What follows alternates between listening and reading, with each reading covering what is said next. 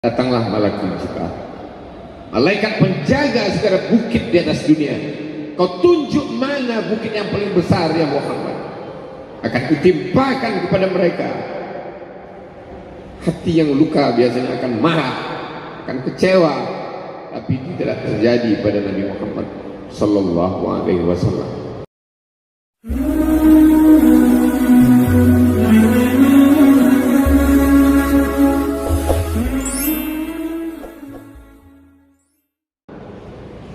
Semua orang senang melihatnya karena dia bersih, karena dia rupawan, karena dia sopan dan santun, karena ayahnya meninggal dan ibunya juga sudah lama meninggalkan. Orang kasihan melihatnya, maka karena kesenangan hati mereka, mereka sendiri yang memberikan gelar untuknya yang belum pernah mereka berikan kepada orang sebelum dia. Gelar itu bernama Al-Amin, orang yang layak menerima amanah. Amin diambil dari 3 huruf, alif, mim, nun. Dari kata alif, mim, nun muncullah kata amanah.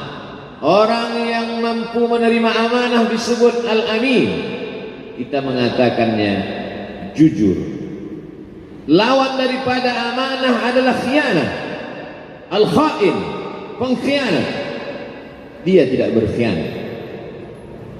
Dia adalah seorang yang mampu mengemban amanah dan terpercaya, maka semua orang percaya kepada dia.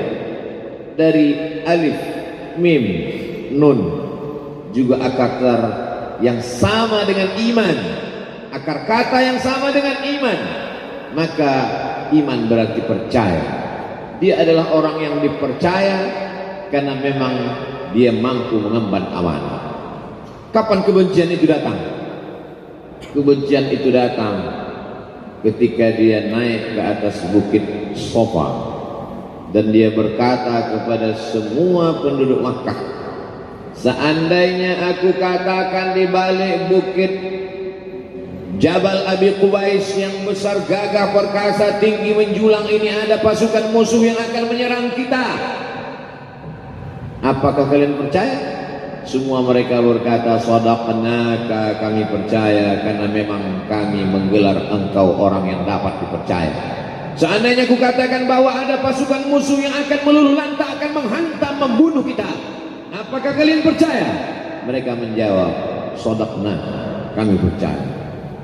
Seandainya aku katakan bahwa aku menerima wahyu dari Allah dan aku diperintahkan Allah untuk mengabarkan kepada kalian yang baik-baik akan masuk surga, yang jahat-jahat akan masuk neraka, percayakah kalian? Disitulah perlawanan datang, bukan dari orang lain, bukan dari musuh, bukan dari lawan. Perlawanan itu datang dari saudara kandung, dari ayah kandung yang masih ada hubungan darah. Tabban laka ya Muhammad alihada jama'tana, celakalah engkau Muhammad, apakah hanya untuk ini saja kau kumpulkan kami hari ini? Allah membelanya, langsung Allah membelanya. Dia tidak membela dirinya, tapi Allah mengatakan tabbat yada abi lahab wa tabba ma aghna anhu maluhu, hartanya tak ada berguna, wa ma kasab, hasil usahanya tak mendatangkan manfaat, wa imra'atuhu hammalatal hatab, istrinya menjadi pembawa kayu bakar, simbol dari adu domba, kata-kata yang membuat menyakitkan hati yang dibawa oleh Ummu Jamil istri Abu Lahab untuk menyiksa, menjelekkan, membuli, menebarkan berita untuk membunuh karakter Sayyidina wa Maulana Muhammad sallallahu alaihi wasallam. Ini bukti kalau hari ini ada anak muda yang rupawan, yang dermawan, yang disenangi lingkungannya, tidak ada orang yang tersinggung, biasa, karena Nabi Muhammad SAW juga pernah mengalami hal itu. Tapi begitu kau katakan, aku tadi malam bermimpi bahwa aku mesti hijrah, meninggalkan komunitas peminum khamar, meninggalkan geng kita yang selama ini bicara tentang yang haram, maka disitulah mereka akan berkata, apakah hanya untuk ini saja kita berteman selama ini? Mana persahabatan kita? Apa yang dialami pemuda-pemuda hijrah hari ini dialami oleh Rasulullah SAW 14 abad yang silam. Ketika kau berhasil bisnis, orang senang.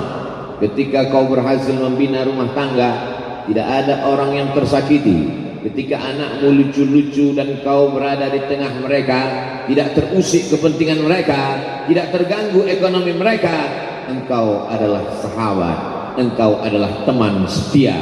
Tetapi ketika kau tidak ikut kemauan manusia, disitulah engkau sedang melantik dirimu sendiri menjadi musuh.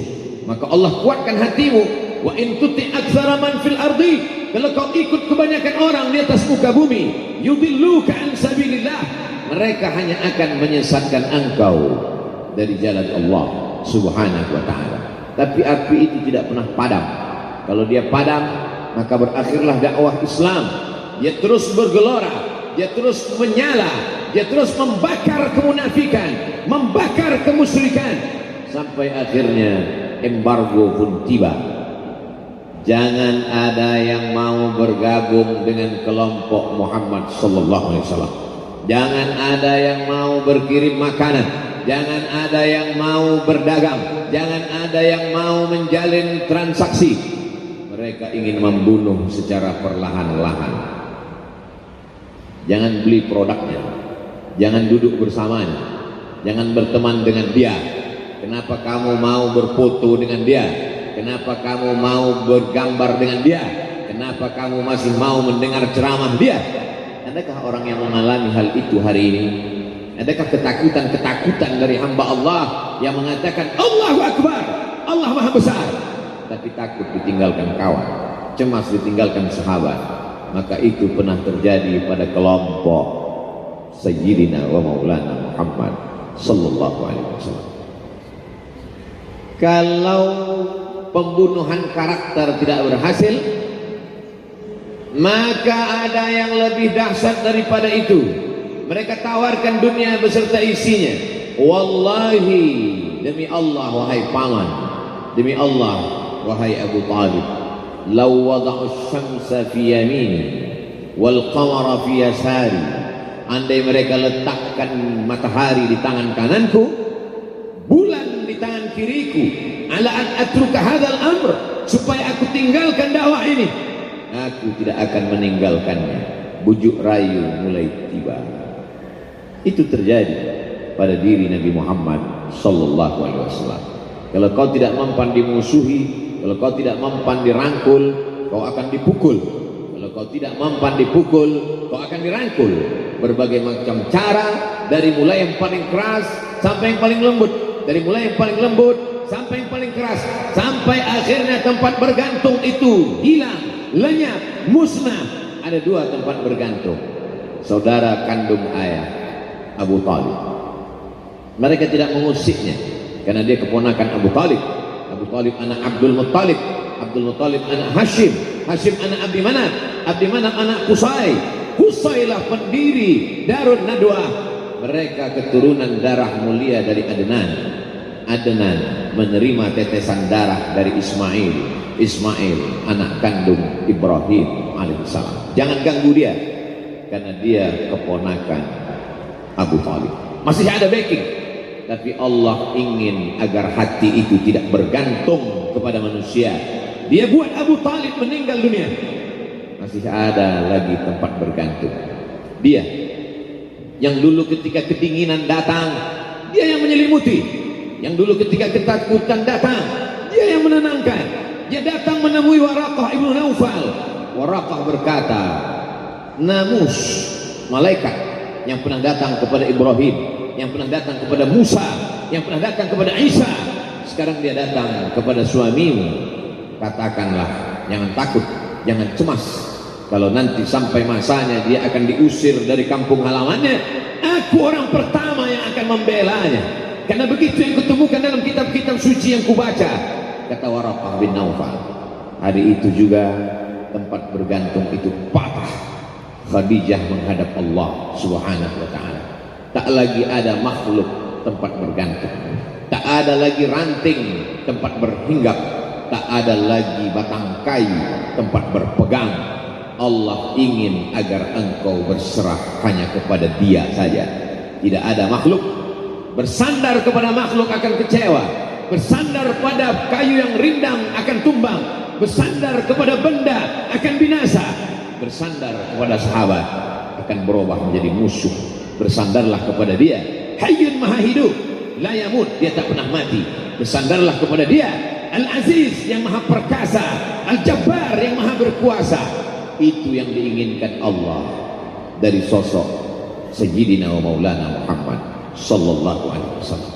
Dia pergi, sengaja dia pergi berjalan kaki, karena kalau dia pergi menunggang unta, mereka sudah mengintai, dia pasti lari, dia akan pergi ke tempat yang jauh. Sengaja dia pergi berjalan kaki. Lalu kemudian dia pun sampai ke suatu tempat. Dia berharap mereka adalah orang-orang yang lembut akan yang menerimanya, tapi dia tidak diterima dengan tala'al badru alaina. Dia tidak diterima sebagai ahlan wa sahlan. Ahlan, keluarga, kau datang kami sambut sebagai keluarga. Sahlan, mudah, kau datang urusanmu mudah. Ahlan wa sahlan. Tapi dia tidak dianggap sebagai keluarga, dia tidak dianggap sebagai sahlan, dia dianggap sebagai musuh. Dia dilempar dengan batu, dia dilempar dengan kayu, dia dilempar dengan tulang onta. Apa yang dia lakukan? Dia bersembunyi di balik bukit. Dia angkat kedua tangannya, ilaika ashku dha'fak, kepada engkau saja aku mengajukan kelemahanku, wa qillata hilati, ketidakberdayaanku, wa hawani bainan nas, aku hina di tengah mereka. Kalau dulu aku ada tempat bergantung, ada tempat bersandar, ada tempat mengadu, hari ini hanya engkau saja. Datanglah malaikat Jibril, malaikat penjaga segala bukit di atas dunia. Kau tunjuk mana bukit yang paling besar ya Muhammad, akan kutimpakan kepada mereka. Hati yang luka biasanya akan marah, akan kecewa, tapi itu tidak terjadi pada Nabi Muhammad sallallahu alaihi wasallam. Apa yang dia katakan? Asallahu an yukhrij min aslabihim man ya'budullaha wa la yusyrika bihi syai'a. Ya Allah, keluarkan dari tulang sulbi mereka, keluarkan anak cucu mereka yang akan menyembah Engkau. Tidak ada satupun yang akan mempersekutukan Engkau di atas muka bumi ini. Doanya dikabulkan, hatinya susah, pikirannya kacau, tapi lidahnya tidak berkata-kata kasar. Dia doakan agar anak cucu mereka menyembah Allah. 100% penduduk Taif hari ini bersyahadat asyhadu an la ilaha illallah wa asyhadu anna Muhammadan Rasulullah. Doa orang yang teraniaya, doa orang yang terzolimi. Dia berhenti di sebuah kebun. Ada seorang yang bukan terpandang membawakan beberapa ranting anggur sebagai pelipur lara, penghilang haus, pelepas dahaganya. Ketika anggur itu akan masuk ke mulutnya, dia berkata Bismillahirrahmanirrahim, atas nama Allah. Maka hamba sahaya miskin, susah, melarat, perantau yang tak punya apa-apa itu heran. Apa yang kau ucapkan? Bismillah. Kau sebut nama Allah ya. Tidak ada satupun orang di kampung ini kalau makan menyebut nama Allah. Siapa engkau? Aku Nabi yang diutus Allah Subhanahu wa ta'ala. Berarti engkau sama dengan orang yang dulu pernah berada di kampungku. Engkau dari mana? Aku dari Ninawi. Ninawi, ya. Di sana ada saudaraku, kata Nabi Muhammad SAW. Di sana ada saudaraku, namanya Yunus bin Matta. Yunus bin Matta adalah saudaraku. Sama-sama hamba yang diutus Allah Subhanahu wa ta'ala. Dia juga diingkari oleh kaumnya. Dia masuk ke dalam lautan, ditelan seekor ikan dalam 3 kegelapan. Gelapnya tengah malam, gelapnya lautan, gelapnya perut ikan. Dia berserah kepada Allah. la ilaha illa anta subhanaka inni kuntu minal zalimin. Begitu cara Allah mengingatkan Nabi Muhammad SAW. Apa yang kau rasakan hari ini belum ada apa-apanya dengan apa yang pernah dirasakan oleh Yunus bin Matta. Mendengar itu langsung saja Addas bersimpuh sujud mencium lutut Nabi Muhammad sallallahu alaihi wasallam. Dia tidak mulia, dia hamba sahaya, dia miskin, dia perantau, tapi dia sempat mencium tangan Nabi Muhammad sallallahu alaihi wasallam. Dia sempat menghilangkan dahaga dari leher Nabi Muhammad sallallahu alaihi wasallam. Pertemuan yang berkesan. Biarlah pertemuan itu sekali, tapi sampai ke lubuk hati. Untuk apa pertemuan yang berulang kali tapi hanya sampai di tepi bibir, hanya basa-basi? Nabi SAW kembali, dia pulang. Di tengah perjalanan dia mendengar, qul, katakan, uhiya ilayya annahu sama'a nafarun minal jin, ada sekelompok jin. Jin itu berkata, inna sami'na qur'anan ajaba, kami mendengarkan bacaan Al-Quran ajaba, menakjubkan, ajib.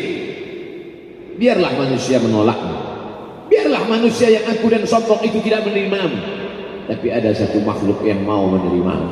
Inna, kami dari kalangan jin, sami'na, mendengar Qur'anan ajaba, bacaan Al-Quran yang mengagumkan, yahdi ila rusdi, yang membuat kami lurus berpikir benar. Betapa jin yang dikatakan makhluk jahat, tapi ketika dia mendengarkan bacaan Al-Quran tersentuh hatinya dan dia bersyahadat, anna minnal muslimun, kami ada yang muslim, wa minnal qasitun, kami ada yang kafir. Yang muslim taharrau rasyada, selalu mencari jalan kebenaran. Yang kafir kanu li jahannam hataba, mereka hanya akan menjadi santapan neraka jahanam. Dia kembali ke kota suci Makkah Al-Mukarramah seperti biasa, sampai akhirnya datanglah malaikat Jibril membelah dadanya, mensucikan hatinya sampai layak, lalu kemudian dia pun dibawa. Subhanalladzi asra bi'abdihi lailan, maha suci Allah yang memperjalankan hambanya pada suatu malam, minal masjidil haram ilal masjidil aqsa, dari masjidil haram ke Masjidil Aqsa, alladzi barakna haulah, kami berkahi sekelilingnya. Untuk apa? Linuriyahu min ayatina, kami ingin memperlihatkan kepadanya tanda-tanda kebesaran kami. Selama ini dia hanya didengar, azab kubur didengar, neraka jahanam didengar, malaikat didengar. Hari ini kami ingin memperlihatkan tanda-tanda itu kepada hamba kami. Jangan bersedih ketika kau didustakan, jangan bersedih ketika kau dibunuh karaktermu, jangan berduka cita ketika tidak ada manusia yang menerimamu, karena sesungguhnya itu hanyalah cara Allah menguatkan hatimu, karena dia ingin mengangkat derajatmu, menempatkan di tempat yang terpuji, memperlihatkanmu sesuatu yang tidak pernah dia perlihatkan kepada manusia yang lain. Dia buat hatimu hancur berkeping agar tidak lagi ada tempat makhluk dalam hatimu, yang ada hanya Allah semata. Ma fi qalbi ghairullah.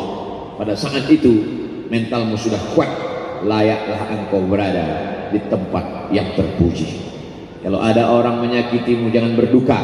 Kalau ada tetangga, sahabat, kawan baik meninggalkanmu, jangan berduka lara, karena sesungguhnya di balik itu semua, fa inna ma'al usri yusra, inna ma'al usri yusra, idza dhaqat 'alaika dunya faqul ya Allah.